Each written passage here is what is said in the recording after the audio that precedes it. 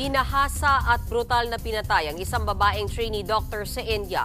Kasunod niyan, malawakang protesta ang sumiklab. Narito ang report. Kabi-kabilang protesta ang sumiklab sa India kung saan daan-daang libo ang lumahok. Umabot pa sa puntong nakipagbalyahan sila sa mga pulis. Habang ang ilan taimtim na nagprotesta, iisa lang ang panawagan nila, hustisya para sa trainee doktor na brutal na ginahasa at pinatay.